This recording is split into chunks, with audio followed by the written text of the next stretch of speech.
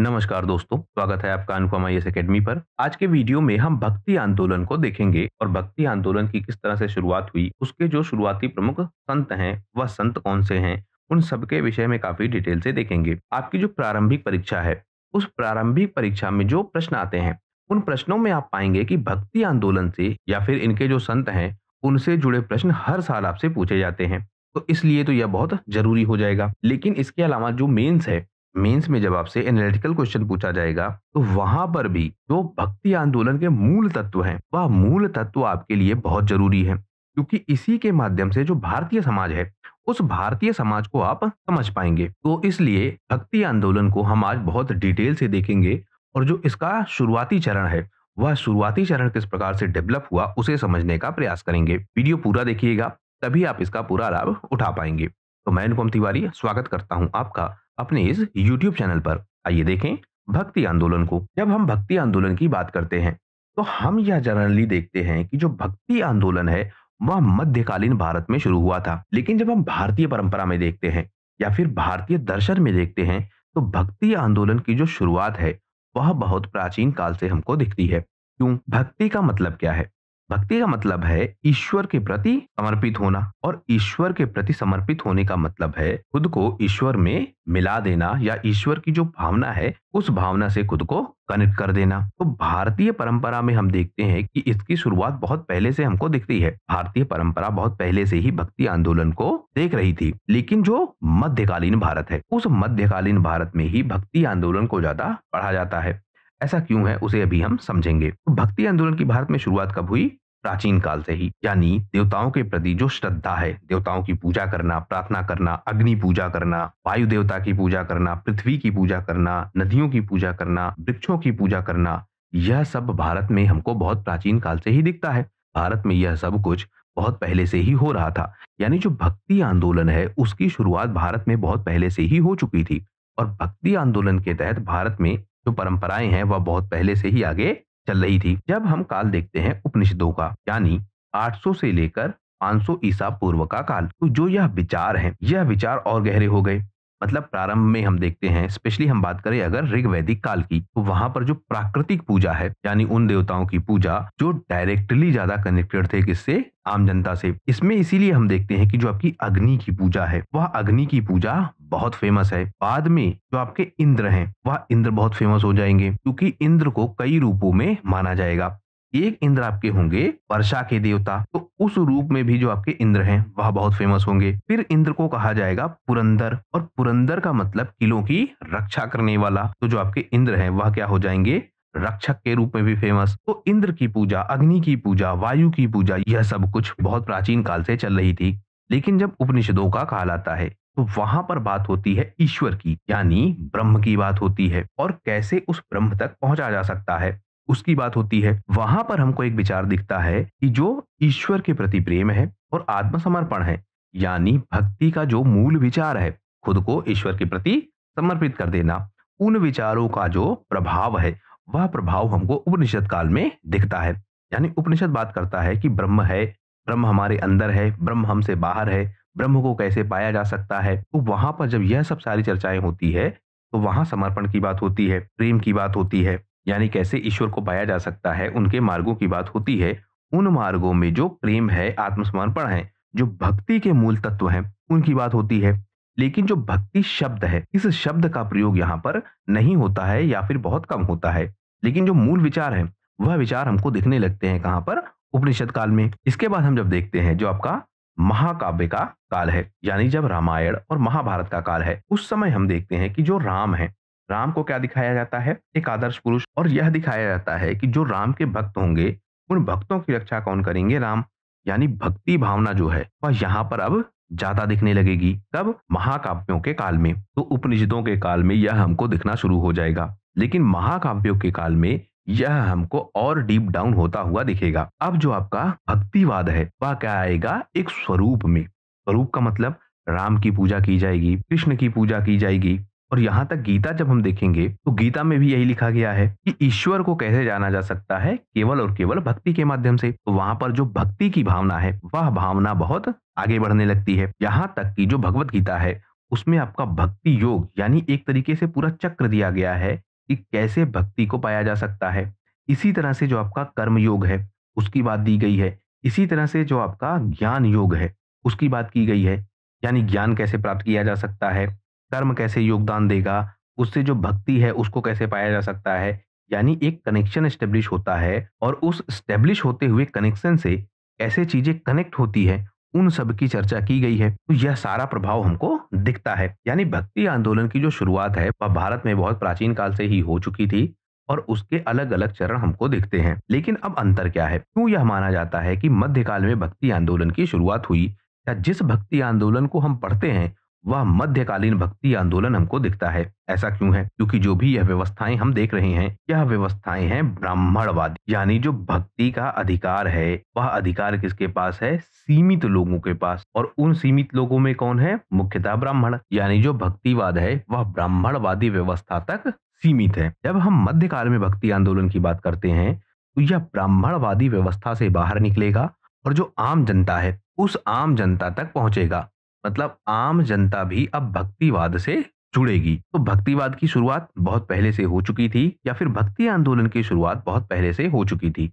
लेकिन जब छठी सदी का काल आया, उस समय यह साधारण जनता तक पहुंचा और इसीलिए इसे माना जाता है कि यहां से वास्तविक रूप से भक्ति आंदोलन की शुरुआत हुई है। इससे पहले जब यज्ञ होते थे, वेद पाठ होते थे, तो जो ब्राह्मण वर्ग है वह एक माध्यम के रूप में काम करता था। यानी यज्ञ होगा तो ब्राह्मण, वेद पाठ होगा तो ब्राह्मण, कोई पूजा होगी तो ब्राह्मण। यानी ब्राह्मण क्या थे? मध्यस्थ थे। इसके मध्य जो जनता है या आम लोग हैं और जो आपका ईश्वर है उसके मध्य क्या थे? मध्यस्थ। यानी ब्राह्मणों के माध्यम से ही ईश्वर तक पहुंचा जा सकता है। अब जो आपका यह भक्तिवाद शुरू हुआ, इसने क्या किया? जनता को डायरेक्ट कनेक्ट कर दिया किससे? ईश्वर से। और वह कनेक्शन का मार्ग क्या था? भक्ति। अब यहाँ जो आपका कर्म कांड है, उस कर्म कांड की आवश्यकता नहीं है, बल्कि केवल भक्ति के माध्यम से ही ईश्वर तक पहुंचा जा सकता है। तो ब्राह्मणवादी व्यवस्था को बाईपास करके जब जनता ईश्वर से कनेक्ट होने लगी या जब जनता को ऐसे मार्ग मिले जिससे वह ईश्वर से कनेक्ट होने लगे, तो वहीं पे ज्यादा विकास हुआ किसका? भक्ति आंदोलन का या फिर भक्तिवाद का। तो कुल मिलाकर जो भक्ति आंदोलन है उसके पीछे जो मूल विचार है, जो आधार है भक्ति आंदोलन का, वह क्या है?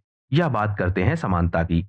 यानी ब्राह्मणवादी व्यवस्था ने जिस तरह से असमानता पैदा कर दी थी, यानी ईश्वर तक पहुंचने का जो मार्ग है वह ब्राह्मणों से होकर जाता है, उस मार्ग को इसने बंद कर दिया। समानता का मार्ग इसने स्थापित किया और यह विचार रखा कि ईश्वर तक पहुंचने के लिए ब्राह्मणों की आवश्यकता नहीं है। फिर यह व्यक्तिगत भक्ति की बात करता है। ब्राह्मणवादी व्यवस्था में क्या विचार था? ब्राह्मण मध्यस्थ हैं, यानी एक व्यक्ति ब्राह्मणों को मध्यस्थ बनाकर ही ईश्वर तक पहुंच सकता है। अब यहाँ व्यक्तिगत भक्ति की बात है, यानी बिना किसी माध्यम के व्यक्तिगत रूप से अपने आप से ही भक्ति करके ईश्वर तक पहुंचा जा सकता है। तो नया मार्ग यहाँ पर स्टेब्लिश हुआ। यह बात करते हैं कि यह जो मार्ग है, यह मार्ग बहुत आसान है। आसान क्यों? क्योंकि यहाँ कर्मकांड नहीं करने हैं। आपको अपनी आंतरिक शुद्धि के माध्यम से या फिर आपको अपनी भावनाओं के कंट्रोल के माध्यम से ही ईश्वर तक पहुंचने का रास्ता मिल जाएगा। तो यह क्या है? एक सुलभ मार्ग है। यानी अब आपको किसी पुजारी की जरूरत नहीं, ब्राह्मण की जरूरत नहीं, किसी कर्मकांड की जरूरत नहीं, किसी स्थान विशेष की जरूरत नहीं, बल्कि केवल आत्मिक शुद्धि से या फिर केवल ईश्वर के चिंतन से आप ईश्वर तक पहुंच सकते हैं। इसी तरह से जो भाषा है इसकी, क्योंकि जो ब्राह्मणवादी व्यवस्था है, जो कर्मकांडी व्यवस्था है, वह व्यवस्था कैसी दिखती है? संस्कृतवादी। यानी वहां पर जो संस्कृत भाषा है उसका खूब प्रयोग होता है, मंत्रों का प्रयोग होता है और मंत्रों तक, संस्कृत भाषा तक, इन सब तक पहुंच किसकी थी? ब्राह्मण की या फिर एक बड़े शिक्षित वर्ग की। तो जो आम जनता है वह दूर हो रही थी। तो इससे क्या हुआ? जो भक्ति आंदोलन है उसने क्या किया? जो आम जनता की भाषा है उस भाषा को इसने भक्ति का मार्ग बनाया। यानी जो लोक भाषा है वही लोक भाषा क्या है? ईश्वर का मार्ग है। संस्कृत भाषा में ही ईश्वर की आराधना करना ऐसी कोई आवश्यकता नहीं है। यानी लोक भाषा बन गई ईश्वर की आराधना की भाषा। इसमें बात हुई कि जो आपका धर्म है और जो आपका अध्यात्म है, इसका जो कनेक्शन है वह कनेक्शन कैसे डेवलप होगा? व्यक्तिगत अनुभव से। यानी कर्म कांडों को नहीं करना है, बल्कि आंतरिक रूप से साधना करके, प्रेम करके, भक्ति के माध्यम से ईश्वर तक पहुंचा जा सकता है। तो मूल विचार है। मूल विचार क्या है? जो ब्राह्मणवादी व्यवस्था है उस व्यवस्था को बाईपास कर दिया गया। जो कर्मकांडी व्यवस्था है उस व्यवस्था को बाईपास कर दिया गया। एक सरल मार्ग बनाया गया जिससे हर आम जनता ईश्वर तक पहुंच सके। तो यह पूरा क्या हो गया? भक्ति आंदोलन जो हमको मध्यकालीन भारत में दिखता है। अब इसमें हम देखें कि जो उत्तर भारत है और जो आपका दक्षिण भारत है। उस समय जो समाज है, वह समाज कैसा था और उस समाज में जो भक्ति आंदोलन है, उसने किस तरह के परिवर्तन किए। जैसे जो आपका दक्षिण भारत का क्षेत्र है, वहाँ पर चल रहा था संगम युग और संगम युग में हम देखते हैं कि जो समाज है, वह जातियों में बँटा था, बहुत सारी जातियाँ थी। लेकिन यहाँ पर जो भक्ति आंदोलन है, वह शुरू कैसे हुआ? जो आपके अलवार संत हैं और जो आपके नयनार संत हैं। अलवार मतलब जो विष्णु की पूजा करते हैं, नयनार मतलब जो शिव की पूजा करते हैं। अब यह दोनों संप्रदाय जो हैं, अलवार और नयनार, यह एक तरह से डिवीजन है। तो यह दोनों क्या करते हैं? अपनी-अपनी पूजा पद्धतियों के माध्यम से, यानी भक्ति के माध्यम से ईश्वर को पाने का मार्ग तैयार करते हैं। तो भक्ति आंदोलन की जो शुरुआत है, उस शुरुआती चरण में हम देखते हैं कि जो आपके अलवार संत हैं, जो आपके नयनार संत हैं, यह बहुत योगदान देते हैं। इसके अलावा जो आपका जैन धर्म है, जो आपका बौद्ध धर्म है, यह भी एक नई चेतना के साथ आता है। कैसे? जैन धर्म और बौद्ध धर्म दोनों क्या करते हैं? ब्राह्मणवादी व्यवस्था का विरोध, यानी ब्राह्मणवादी व्यवस्था ठीक नहीं है और वह ब्राह्मणवादी व्यवस्था शोषण का कारण बनता जा रहा है। तो ब्राह्मणवादी व्यवस्था का विरोध किया और जब ब्राह्मणवादी व्यवस्था का विरोध किया, तो एक व्यवस्था के विरोध करने के बाद जो दूसरा मार्ग है, वह दूसरा मार्ग भी तो आपको बताना होगा। क्योंकि अगर कोई व्यवस्था खराब है, तो दूसरी व्यवस्था कौन-सी हो सकती है, आपको उसे बताना होगा, तभी आप पहली व्यवस्था को ठीक से खराब कह पाएँगे। तो इन्होंने भी जो मार्ग बताए, आत्मचिंतन का मार्ग, खुद को जागृत करने का मार्ग, जो ईश्वर है, उस ईश्वर को कर्मकांडी व्यवस्था से ना जानकर जो मानवता की भावना है, उस भावना से ईश्वर को जानने का भाव, यानी इन्होंने भी योगदान दिया। जो भक्ति आंदोलन डेवलप हुआ उसमें अलवार संत और नयनार संत यह भी काम कर रहे थे। तो इस तरह से यह डेवलप होता है। अगर हम बात करें उत्तर भारत के क्षेत्र में, दक्षिण भारत में जो अलवार और नयनार संत हैं, यह तो बहुत सक्रिय हैं और जो आपका जैन धर्म है और बौद्ध धर्म है, वह भी सहायक के रूप में काम करता है। उत्तर भारत की बात करें, तो जो गुप्त काल है, हम देखते हैं ऋग्वैदिक काल और उस ऋग्वैदिक काल में बाद में हम देखते हैं आपका उत्तर वैदिक काल और जो आपका उत्तर वैदिक काल है, यहाँ पर हम देखते हैं कि जो कर्मकांड है, वह कर्मकांड काफ़ी बढ़ जाते हैं। इसके बाद उत्तर वैदिक काल लगभग शुरू होता है 1000 बीसी के आसपास से। उसके बाद हम देखते हैं कि जब आपका चौथी और छठी शताब्दी का काल है, यानी जब गुप्त काल शुरू होता है। एक पहली क्या है? साम्राज्यिक व्यवस्था या बड़ी साम्राज्यिक व्यवस्था जब यह शुरू होता है, तो समाज में क्या होता है? जो ब्राह्मणवादी व्यवस्था है, वह फिर से जागृत होती है। अब यह कैसे हुआ? ऋग्वैदिक काल जो जटिल ब्राह्मणवादी व्यवस्था थी, उससे प्रारंभ होता है।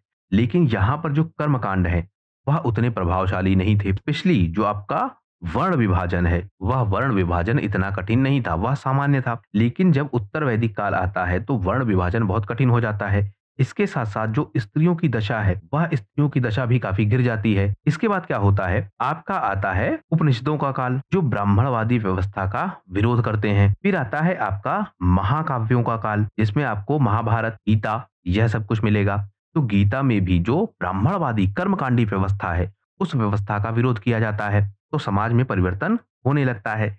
लेकिन फिर जब आपका गुप्त काल आता है, तो गुप्त काल क्या करता है? ब्राह्मणवादी व्यवस्था को फिर से एस्टेब्लिश करता है। इससे क्या होता है? जो जातिवाद है, वह जातिवाद फिर से बढ़ जाता है। तो आम जनता है, उसमें क्या हो जाता है? असंतोष फैलने लगता है क्योंकि जातिवादी व्यवस्था जो है, वह काफ़ी डेवलप होने लगती है। जो ब्राह्मणों का अधिकार है, वह ब्राह्मणों का अधिकार काफ़ी बढ़ने लगता है। लेकिन फिर भारत में क्या होते हैं? आक्रमण। आप देखेंगे पहला आक्रमण हुआ 746 ईस्वी में, यानी 8वीं सदी में भारत में आक्रमण होने लगे।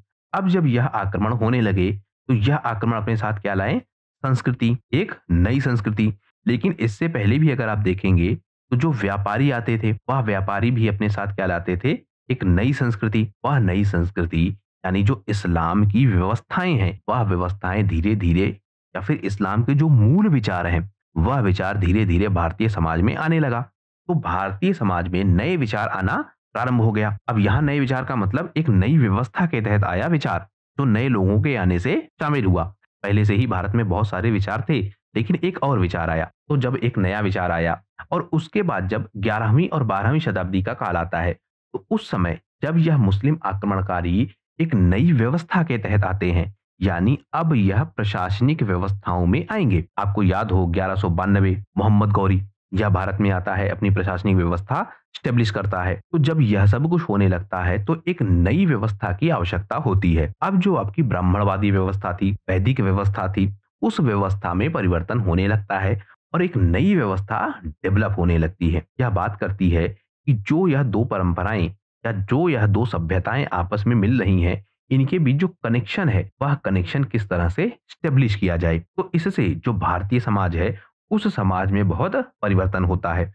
तो उत्तर भारत में इस तरह की सामाजिक दशा चल रही थी। दक्षिण भारत में क्या हो रहा है, वह हमने देख लिया। उत्तर भारत में क्या हो रहा है, यह हमने देख लिया। अब जो आपका यह भक्ति आंदोलन है, वह शुरू होता है और भारतीय समाज में योगदान देता है। यह योगदान किस तरह देता है और यह दरअसल शुरू भी क्यों होता है, इस पर जो इतिहासकार हैं, वह अपने-अपने अलग-अलग मत रखते हैं। उन मतों को भी हम देख लेते हैं। जैसे यह बात करते हैं कि जो सामाजिक कारण है, वह सामाजिक कारण ऐसे बन चुके थे क्योंकि जो समाज की अवस्था है, वह समाज की अवस्था ऐसी बन चुकी थी कि ऐसे आंदोलनों की शुरुआत होना ज़रूरी था। एक तरफ जो आपका इस्लाम है, उसकी व्यवस्थाएँ आ रही हैं। दूसरी तरफ जो आपका भारतीय दर्शन है, वह भारतीय दर्शन भी लगातार विस्तृत होता जा रहा है, उसमें भी नए-नए परिवर्तन आ रहे हैं। उसके अलावा दक्षिण भारत में जैसे हमने देखा, तो आपके अलवार हैं, आपके नयनार हैं, उसके अलावा जो आपका बौद्ध धर्म है, जो आपका जैन धर्म है, यह दोनों क्षेत्रों में यानी उत्तर भारत में भी और दक्षिण भारत में भी प्रभावशाली है। तो जब यह इस तरह के परिवर्तन भारतीय समाज में हो रहे हैं और इन सारे परिवर्तनों के साथ एक नई परंपरा भी आती है, इस्लाम की परंपरा, तो जो सामाजिक व्यवस्थाएँ हैं, वह सामाजिक व्यवस्थाएँ ऐसी बन जाती हैं कि इन्हें परिवर्तन करने पड़ते हैं या फिर इन्हें परिवर्तनों को एक्सेप्ट करना पड़ता है। इसी में जो आपके आरसी मजूमदार है, वह विचार रखते हैं। वह कहते हैं कि जो भक्ति आंदोलन का जन्म है, वह जातिवाद और सामाजिक भेदभाव का जो विरोध है, उसी के रूप में होता है। यानी ब्राह्मणवादी व्यवस्था में जो जातिवाद है, जो बहुत कठोर हो चुकी थी और जो वर्ण व्यवस्था है, वह बहुत कठोर हो चुकी थी और उसका जो विरोध है, उस विरोध के तहत भक्ति आंदोलन शुरू हुआ। क्योंकि जो निचले तबके के लोग हैं, जिनको शूद्र कहा जाता था, जिनको अछूत कहा जाता था, उनको धर्मशास्त्रों में शामिल ही नहीं किया जाता था। उनको धर्मशास्त्रों से दूर कर दिया जाता था। यानी इनको कहीं न कहीं क्या किया जाता था, ईश्वर से ही दूर।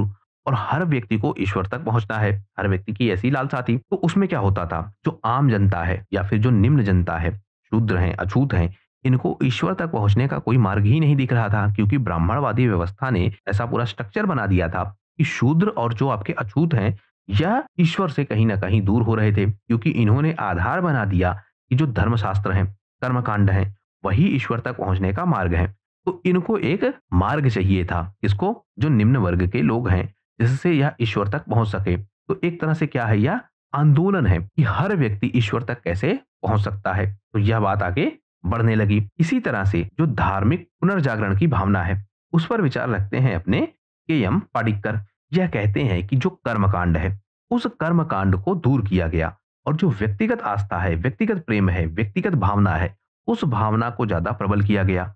यानी व्यक्तिगत प्रयासों से ईश्वर तक पहुँचा जा सकता है, इस बात को ज़्यादा मजबूत किया गया। जो कर्मकांडी व्यवस्था है, उस व्यवस्था से ईश्वर तक उतना आसानी से नहीं पहुँचा जा सकता है, इस बात को ज़्यादा डेवलप किया गया। यानी जो कर्मकांडी व्यवस्था है, वह बहुत कठिन है और उस व्यवस्था के तहत ही केवल ईश्वर तक नहीं पहुँचा जा सकता, बल्कि जो भक्ति मार्ग है, वह भक्ति मार्ग ज़्यादा इम्पोर्टेंट है और व्यक्तिगत आस्था से ही ईश्वर तक पहुँचा जा सकता है। तो यह क्या था? धार्मिक पुनर्जागरण, यानी धर्म का फिर से जागरण। फिर बात आती है आर्थिक कारणों की, क्योंकि जो आपकी कर्मकांडी व्यवस्थाएं हैं, वह कर्मकांडी व्यवस्थाएं आर्थिक रूप से कनेक्टेड हैं। कर्मकांड करने के लिए, यज्ञ करने के लिए, पूजा करने के लिए आपको धन चाहिए और वह धन हर किसी के पास अवेलेबल नहीं था, क्योंकि जो आपके ब्राह्मण हैं, या ब्राह्मण इन कर्मकांडों को करवाते थे और ब्राह्मण दान भी खूब लेते थे। आपने देखा होगा कि जो राजा होता था, वह गांव दान में देता था, वह बहुत सारी गाय दान में देता था। तो यह सब कुछ क्या हो रहा था, आर्थिक रूप से जो संपन्न लोग हैं, उन्हीं के साथ हो रहा था। यानी जो आर्थिक रूप से संपन्न लोग हैं, वही इस तरह की व्यवस्थाओं को अपना सकते हैं। तो जो आम जनता है, आम जनता का मतलब जो अछूत हैं, जो शूद्र हैं, जो निम्न वर्ग के लोग हैं, जो आर्थिक रूप से कमजोर हैं, वह इन कर्मकांडी व्यवस्थाओं में खुद को नहीं पा रहे थे, वह दूर हो रहे थे क्योंकि वह कर्मकांड नहीं कर सकते थे, उनके पास धन नहीं था। तो जो आर्थिक कारण है, वह आर्थिक कारण भी दिखता है और इस बात का समर्थन कौन करते हैं? जो मार्क्सवादी इतिहासकार हैं, जैसे जो आपके रमेश चंद्र मजूमदार हैं, डी.डी. कोशाम्बी हैं। वह कहते हैं कि जो शोषित वर्ग है, वह शोषित वर्ग आर्थिक संकट में फंसा हुआ था, उसके पास धन नहीं था और कर्मकांडी व्यवस्था धन से जुड़ी थी। तो उस कर्मकांडी व्यवस्था में जो आर्थिक रूप से कमजोर हैं, वह अपने आप को नहीं देख रहे थे। तो एक नया मार्ग चाहिए था जो धन से ना जुड़ा हो, जो केवल और केवल व्यक्तिगत योग्यता पर जुड़ा हो। तो वहां पर भी उन्हें एक मार्ग दिखा, धार्मिक मुक्ति का या फिर धर्म के माध्यम से मुक्ति का। और वह मार्ग कौन सा था? भक्ति आंदोलन। इसी तरह से जो आपके राजनीतिक परिस्थितियों की बात करते हैं, उनमें आपको मिलेंगे सतीश चंद्र। यह कहते हैं कि जब तुर्कों के, अफगानों के आक्रमण होने लगे तो भारतीय समाज में परिवर्तन होने लगे। अब भारतीय समाज में भी एक ऐसे मार्ग की जरूरत थी, क्योंकि जो आपका यह इस्लाम है, यह इस्लाम किसकी बात करता था? समानता की बात, कि हर व्यक्ति बराबर है और हर व्यक्ति तक ईश्वर का जो पहुंचने का मार्ग है वह लगभग लगभग बराबर है, तो हर व्यक्ति ईश्वर तक पहुंच सकता है। इसमें क्या हुआ? जो भारतीय समाज है वह कर्मकांडी हो चुका था, या कर्मकांड की जो व्यवस्था है भारतीय समाज में वह हमको दिख रही थी। तो जब इस तरह का विचार आया, समानता का विचार, तो बहुत बड़े तबके पर जो आपका निम्न वर्ग है, वह निम्न वर्ग चला गया कहाँ? इस्लाम में। यानी जब भारत में इस्लामीकरण हुआ, या अपने प्रारंभिक चरण में जब इस्लामीकरण हुआ, तो वह इस कारण से ज्यादा हुआ क्योंकि भारतीय समाज शोषित था, और जो शोषित भारतीय समाज था वह शोषित भारतीय समाज चला गया कहाँ? इस्लाम में। लेकिन जब यह इस्लाम आया शक्ति के साथ, तो इसने जबरदस्ती भी यह काम करवाया। लेकिन प्रारंभिक चरण में कैसे गया? अपनी इच्छा से। तो जब यह सब कुछ हो रहा था तो भारतीय समाज को, या जो भारतीय परंपरा है, उसे भी अपने आप को बदलना था। तो उसने भी इस तरह की नीति अपनाई कि कोई ऐसी व्यवस्था बने जो समानता की भावना पर हो, यानी कोई ऐसा माध्यम मिले जिससे हर व्यक्ति ईश्वर तक पहुंच सके। और वह माध्यम क्या बना? भक्ति। और इस तरह से भक्ति आंदोलन आगे बढ़ने लगा। वहीं जो आपका दक्षिण भारत का क्षेत्र है, उसका प्रभाव उत्तर भारत पर पड़ने लगा, क्योंकि जो आपके नीलकंठ शास्त्री हैं वह कहते हैं कि जो आपके अलवार संत हैं, जो आपके नैनार संत हैं, वह पहले से ही भक्ति आंदोलन को शुरू कर चुके थे। और यह बात काफी हद तक ठीक है, या हम कहें पूरी तरीके से ठीक है, क्योंकि इस्लाम का जो आक्रमण है वह हुआ 8वीं सदी में, और जो नैनार और अलवार संत हैं वह बहुत पहले से ही, या हम कहें तीसरी से लेकर चौथी सदी से ही भक्ति आंदोलन की शुरुआत कर चुके थे और उनका प्रभाव बढ़ा चुके थे। इसमें अगर हम देखें तो जो आपके रामानंद हैं, कबीर हैं, मीराबाई हैं, गुरु नानक, हालांकि इसमें से कुछ लोग बात के हैं, लेकिन प्रारंभ से ही यह आंदोलन चल रहा था। वह बात कर रहे थे कि किस तरह से ईश्वर तक पहुंचा जा सकता है। वह ईश्वर अलग अलग मान रहे थे, कोई शिव को पूज रहा था, कोई विष्णु को पूज रहा था, लेकिन मार्ग क्या था उन दोनों का? उन दोनों का मार्ग था भक्ति का, यानी वह दोनों भक्ति के माध्यम से ही ईश्वर तक पहुंचने की बात कर रहे थे। तो यह चीज जो है वह बहुत पहले से चल रही थी। और जब यातायात के साधन बढ़े, दक्षिण भारत का उत्तर भारत से कनेक्शन डेवलप हुआ, तो वह कनेक्शन जब डेवलप हुआ तो जो भक्ति आंदोलन है वह उत्तर भारत के क्षेत्र में भी फैलने लगा। तो यह किसको कारण मानते हैं? जो दक्षिण भारत है उसका जब उत्तर भारत से कनेक्ट हुआ तो उत्तर भारत पर दक्षिण भारत का प्रभाव बढ़ा, और इससे भक्ति आंदोलन की शुरुआत हुई। इसके अलावा जो सांस्कृतिक और साहित्यिक कारण मानते हैं, इनमें हमको मिलते हैं हजारी प्रसाद द्विवेदी। वह कहते हैं कि जब साहित्य की रचनाएं हुई, अलग अलग क्षेत्रीय भाषाओं में साहित्य की रचनाएं हुई, संगीत का जो है वह प्रभाव बढ़ने लगा, तो इससे क्या हुआ? जो भक्ति आंदोलन है वह जुड़ने लगा, भक्ति गीत गाए गए, जो कठिन भाषाओं में संस्कृत ग्रंथ हैं उनका सामान्य भाषाओं में अनुवाद किया गया। जब सामान्य भाषाओं में अनुवाद किया गया तो आम जनता तक वह पहुंचने लगा।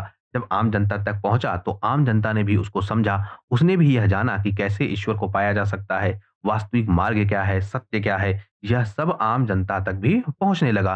तो यह कहते हैं कि जो इस तरह का साहित्यिक विकास हुआ, जो इस तरह का लेखन प्रारंभ हुआ, उसने बहुत योगदान दिया और भक्ति आंदोलन की शुरुआत हुई।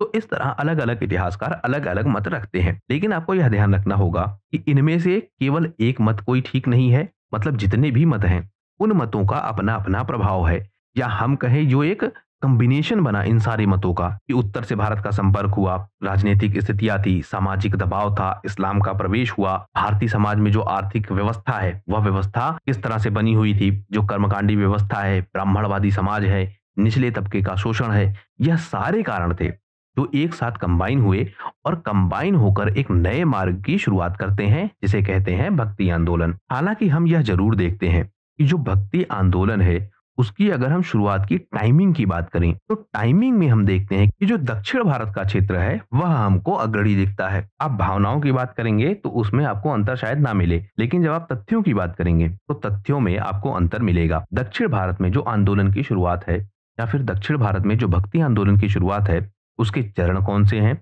उसके प्रमुख संत कौन से हैं, उन्हें हम देख लेते हैं। दक्षिण आंदोलन में यह शुरू होता है 6ठी से लेकर 9वीं शताब्दी के बीच। यह हमने पहले देखा। दो तरह के संत हैं, एक आपके अलवार है जो विष्णु भक्त हैं, एक आपके नैनार है जो कि शिव भक्त हैं। इनका प्रभाव ही हमको सबसे ज्यादा दिखता है और इन्हीं के कारण जो भक्ति आंदोलन की शुरुआत है वह दक्षिण भारत के क्षेत्र में हमको दिखती है। अलवार कौन से हैं? जो परमात्मा के प्रेम में डूबे हैं, यह गीत ज्यादा गाएंगे और कविताओं का खूब प्रयोग करेंगे। यानी भजन जो है वह इनमें खूब होगा। यह राम के भजन गाएंगे, कृष्ण के भजन गाएंगे। भक्ति भावना का जो रूप है वह हमको यहाँ दिखेगा। वहीं जब हम नैनारों को देखेंगे तो वह समर्पण की ज्यादा बात करेंगे। यहाँ भक्ति भावना हमको ज्यादा दिखेगी। इसके जो प्रमुख संत हैं वह कौन कौन से हैं? पुय्या अलवार, यह विष्णु के प्रति बहुत समर्पित हैं और इनका गुणगान यह करते हैं। भूथत अलवार, यह भी बहुत फेमस है। इसके अलावा पेरिया अलवार, यह क्या है? जो कृष्ण है उनके लिए बहुत फेमस है, या फिर जो कृष्ण की बाल लीलाएं हैं उनके लिए यह बहुत फेमस है। तो अंतर आपको ध्यान रखना होगा। अलवार संतों में भी आपको उपभाग मिलेंगे। कुछ क्या होंगे विष्णु के प्रति समर्पित, कुछ क्या होंगे कृष्ण के प्रति समर्पित, कुछ होंगे आपके राम के प्रति समर्पित। तो इनमें जो अंतर है वह भी आप ध्यान रखिएगा, क्योंकि परीक्षाओं में ऐसा भी पूछा जा सकता है कि किसके भक्त थे। है तो यह सारे अलवार संत, सारे जो है विष्णु के ही रूपों की पूजा कर रहे हैं, लेकिन उनका जो स्वरूप है वह अलग अलग है। तो जैसे अभी हमने यहाँ देखा पेरिया अलवार को, यह किसकी बात कर रहे हैं? भगवान श्री कृष्ण की, और उनके बाल रूपों की यह चर्चा कर रहे हैं।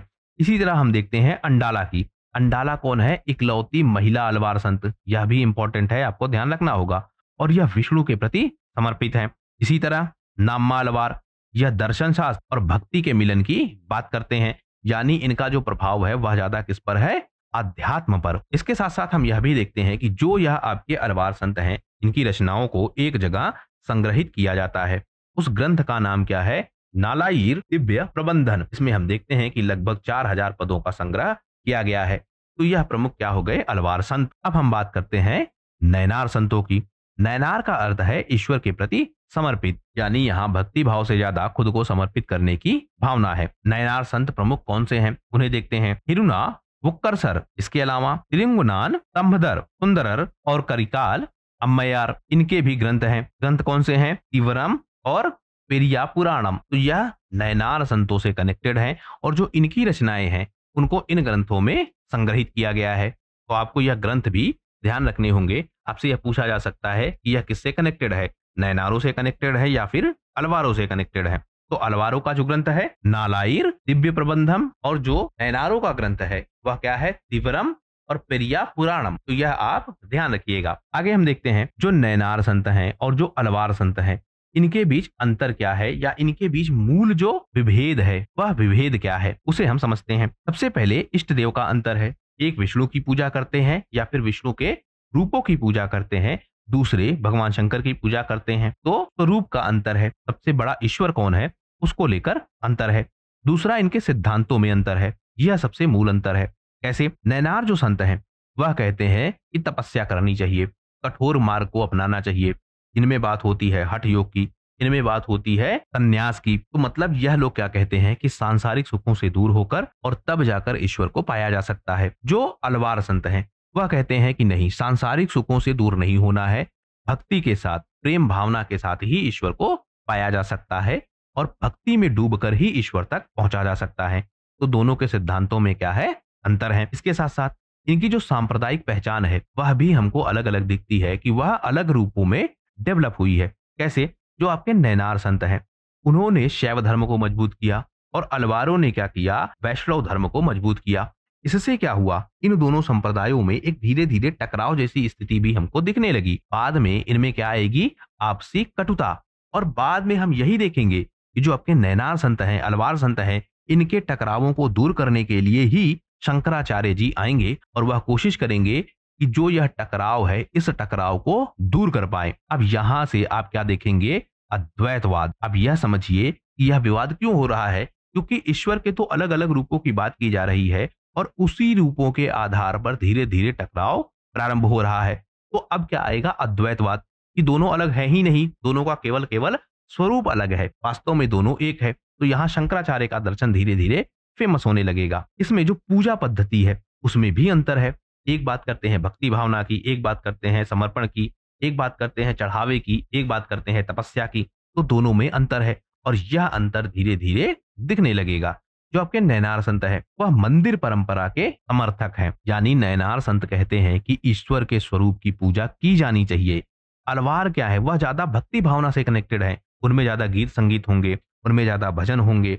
ईश्वर का जो स्वरूप है, उस स्वरूप को लेकर वहां इतनी ज्यादा कट्टरता नहीं है।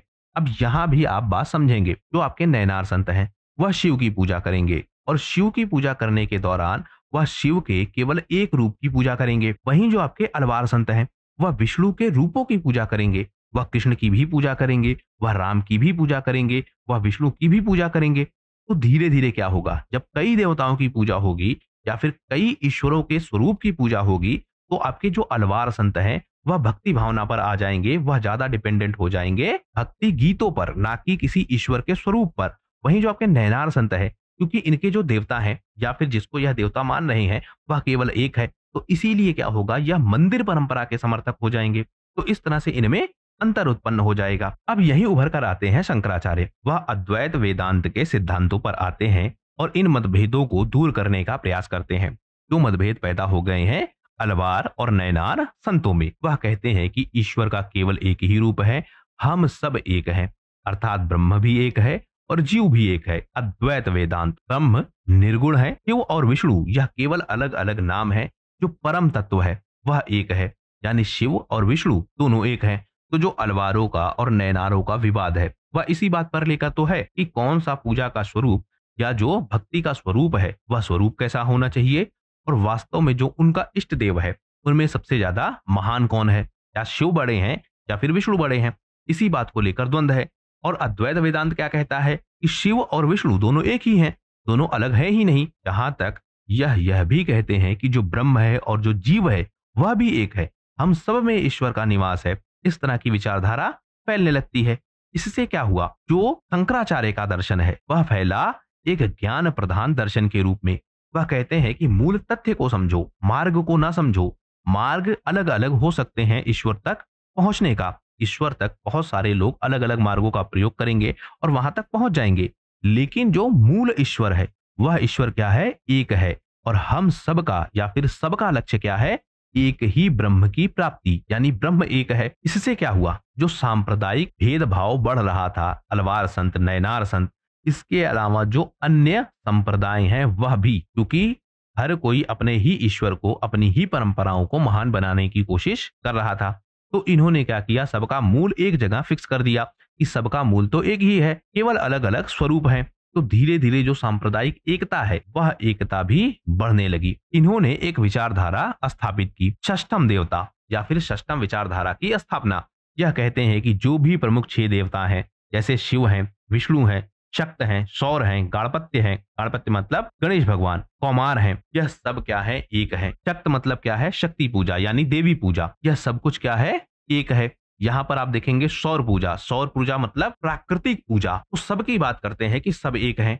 और यह क्या है, एक ही ईश्वर के स्वरूप हैं, अलग अलग। इससे क्या हुआ, जो समुदाय है उनके बीच जो संघर्ष है वह संघर्ष कम हो गया और उनके बीच एकता की जो भावना है वह भावना धीरे धीरे बढ़ने लगी। तो इस तरह से सांप्रदायिक एकता स्थापित हुई। इन्होंने मठों की स्थापना की। 4 प्रमुख मठ इनके हमको दिखते हैं, एक द्वारका में, एक पुरी में, एक श्रृंगेरी में और एक ज्योतिष मठ। तो यह चारों मठ मिलते हैं जिसको शंकराचार्य ने स्थापित किए थे और यह कोशिश कर रहे थे कि सबको जोड़ लिया जाए। अब यह बहुत महत्वपूर्ण होगा, क्योंकि जो भाषा होगी वह कैसी होनी चाहिए, जो जनता को समझ में आए, तभी जनता एक होगी। तो यह संस्कृत मंत्रों का इस्तेमाल ना करके या किसी गूढ़ भाषा का प्रयोग ना करके जो स्थानीय भाषा है उसमें बातचीत करने का प्रयास करेंगे, यानी स्थानीय भाषा, स्थानीय दर्शन, स्थानीय कल्चर, यह ज्यादा प्रमोट होंगे। इसी तरह से एक गीत लिखा गया, भज गोविंदम, यानी जो आम जनता गीत को समझ सके, उसको गा सके, ऐसे गीतों की रचना हुई और इन्हीं के माध्यम से आम जनता को जोड़ने का प्रयास किया गया। तो शंकराचार्य ने जो अलवार संत हैं और जो आपके नयनार संत हैं, इनके बीच जो मतभेद पैदा हो गए थे उन मतभेदों को भी दूर करने की कोशिश की। इसके अलावा जो अन्य संप्रदाय के लोग हैं उनके मतभेदों को भी दूर करने की कोशिश की और सबको एक साथ लेकर आगे बढ़ने का प्रयास किया। शंकराचार्य के विषय में थोड़ी सी चीजें हम देख लेते हैं, हालांकि यह अलग से एक पूरा टॉपिक है, बहुत डिटेल में किसी दिन हम इसको समझेंगे। तो जो शंकराचार्य है, इनका जो प्रारंभिक जीवन है और इनका जो विकास है वह किस प्रकार से हुआ उसे हमको समझना होगा। केरल का एक क्षेत्र है जो वर्तमान में एर्नाकुलम जिला है, यहीं पर 788 ईस्वी में इनका जन्म हुआ। हालांकि कुछ विद्वान यह भी कहते हैं कि इनका जन्म 509 ईस्वी के आसपास हुआ था, लेकिन जो सामान्य मान्यता है या जिसको सबसे ज्यादा लोग मानते हैं वह यही है कि 788 ईस्वी में इनका जन्म हुआ। इनके पिता का नाम क्या था? शिवगुरु। और माता का नाम क्या था? आर्यम्मा। अब यहाँ पर जो इनकी माता का नाम है वहां पर भी हमको कई जगह अंतर मिलता है, कुछ अलग नाम भी हमको मिलते हैं, लेकिन सबसे ऑथेंटिक नाम यही है। ऐसा क्यों है?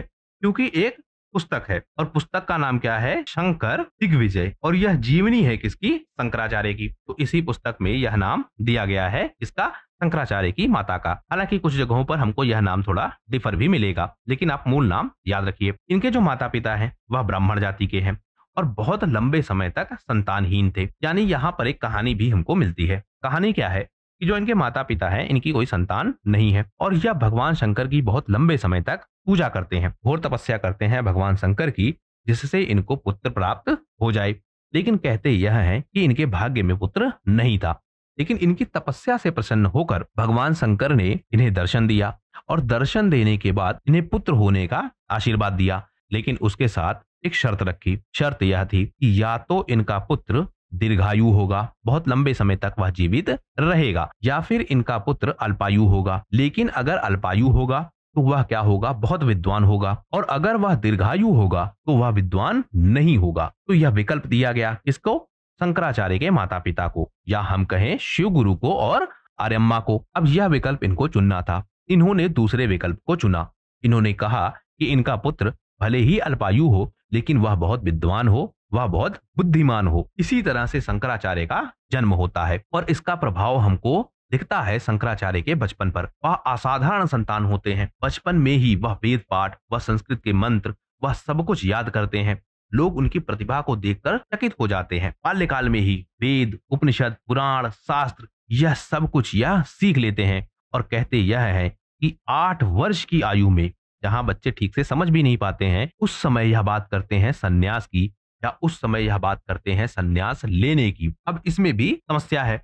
समस्या क्या है? क्योंकि 8 साल का बच्चा सन्यास लेने की बात कर रहा है, अब माता कैसे छोड़े? तो जो इनकी माता है आर्यम्मा, वह नहीं चाहती हैं कि इतनी कम उम्र में उनका बच्चा सन्यास ले। अब इसके पीछे भी एक कहानी है। कहानी यह है कि एक दिन जो शंकराचार्य जी हैं वह तालाब में नहा रहे थे और तालाब में नहाने के दौरान एक मगर ने उनका पैर पकड़ लिया। मगर मतलब मगरमच्छ ने। और जब उनका पैर पकड़ लिया तो वह उनको पानी में नीचे खींचने लगा। शंकराचार्य ने अपनी माता को आवाज दी और माता से कहा कि अगर वह उनको वचन दे कि वह सन्यास ग्रहण कर सकते हैं तो यह मगर उनको छोड़ देगा, और अगर उन्होंने ऐसा नहीं कहा तो यह मगर उनको खींच ले जाएगा। अब माता फंस चुकी थी। पुत्र प्रेम दोनों तरफ है, ना कहे तो मगर खींच ले जाए और हाँ कहे तो पुत्र चला जाएगा सन्यास के लिए।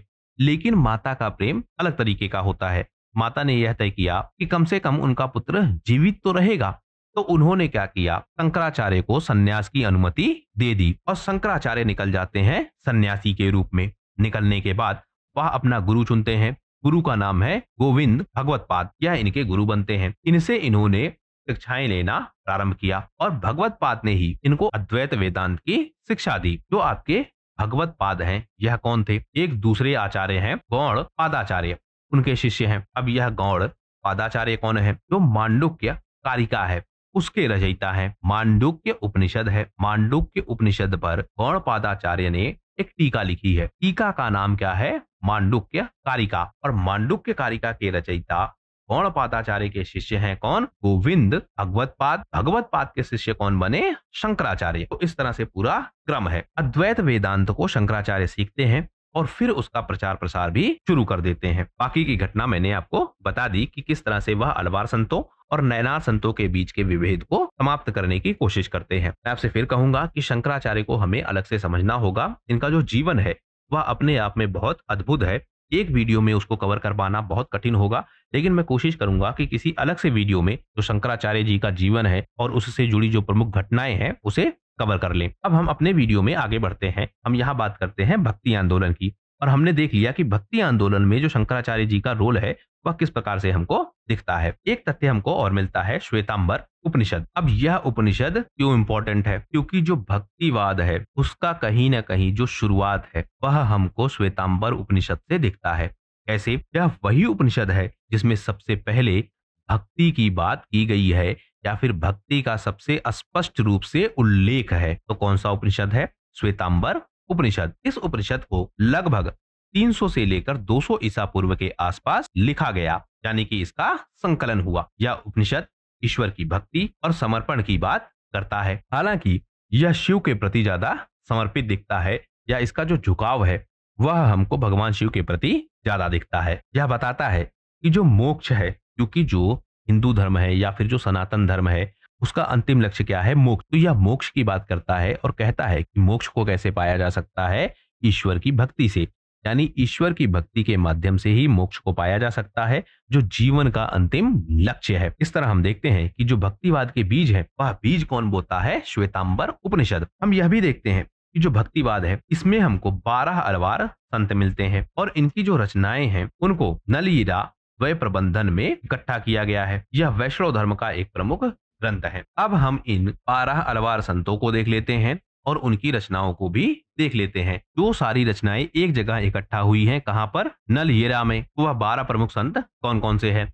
एक आपके पेरिया अलवार, इनका ग्रंथ कौन सा है, पेंगू कलाई। दूसरे आपके तिरुपाड़ अलवार, इनका ग्रंथ है कुमारल। फिर नमा अलवार, इनका ग्रंथ है नत्तुमाल। फिर सुदर्शनाचार्य। फिर कुलशेखर अलवार, इनका ग्रंथ है कुलशेखर। फिर अंदरा अलवार, इनका ग्रंथ है नंबी अंदर। मधुकर कवि अलवार हैं, पांडियार अलवार हैं, मुधलवार हैं, शंकराचार्य हैं, संगम अलवार हैं, ऋषल हैं। तो यह 12 प्रमुख संत हैं और उनकी जो प्रमुख रचनाएं हैं वह हमने यहाँ देख ली। अब यहाँ पर कुछ संतों की रचनाएं हमको नहीं दिखती हैं, क्योंकि जो यह आपका नलयिरा द्वय प्रबंधन है इनमें इनकी रचनाओं को नहीं रखा गया है। तो जिनकी रचनाओं को रखा गया है उन ग्रंथों का नाम यहाँ पर दिया गया है, और जिन रचनाओं के भागों को नहीं रखा गया है उन्हें यहाँ नहीं लिखा गया है। हालांकि हमने वह प्रमुख 12 संत देख लिए जो अलवार संतों के रूप में फेमस है। इस तरह से हमने समझा कि कैसे भारत में भक्तिवाद प्रारंभ हुआ। भक्तिवाद की शुरुआत हम बहुत प्राचीन काल से देखते हैं, लेकिन मध्यकाल से कैसे माना जाता है कि भक्तिवाद की शुरुआत हुई उसे हमने समझ लिया। हमने प्रमुख तथ्यों को समझ लिया जो आपकी परीक्षा के लिए काफी इंपॉर्टेंट है। आने वाले वीडियोस में हम इस भक्ति आंदोलन को और डिटेल से कवर करेंगे। इनके जो प्रमुख संत हैं उनका जो प्रमुख योगदान है उन सबको भी हम डिटेल से कवर करेंगे। इस वीडियो में फिलहाल सिर्फ इतना ही।